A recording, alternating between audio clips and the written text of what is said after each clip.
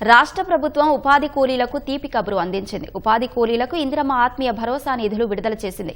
ఎన్నికల కోడ్ అమల్లో లేని ఉమ్మడి రంగారెడ్డి, ఉమ్మడి మహబూబ్ నగర్ జిల్లాలో ఉపాధి కూలీలకు ఇందిరమ్మ ఆత్మీయ భరోసా నిధులు జమ చేస్తోంది. ప్రభుత్వం జనవరి 26వ తేదీన ఇందిరమ్మ ఆత్మీయ భరోసా పథకాన్ని ప్రారంభించింది. ప్రతి మండలంలోని ఒక పైలట్ గ్రామంలో గ్రామ సభలు నిర్వహించి కూలీల ఖాతాలో నిధులు 18,180 మందికి 6,000 రూపాయల చొప్పున జమ చేసింది. ఆ తర్వాత మండలి ఎన్నికల నేపథ్యంలో ఎన్నికల కోడ్ అమల్లోకి రావడంతో ఇందిరమ్మ ఆత్మీయ భరోసా నిలిచిపోయింది. అయితే ఎన్నికల కోడ్ అమల్లో లేని జిల్లాలకు నిధులు విడుదల చేయాలని ప్రభుత్వాన్ని మంత్రి సీతక్క విజ్ఞప్తి చేసింది.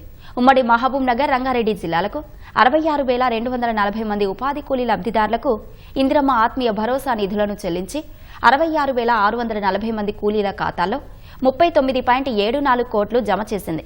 ఇందిరమ్మ ఆత్మీయ భరోసా పథకంలో భాగంగా ఇప్పటి వరకు మొత్తం 83,420 మంది ఉపాధి కూలీలకు 50.65 కోట్లు చెల్లించినట్లు ప్రభుత్వం వెల్లడించింది.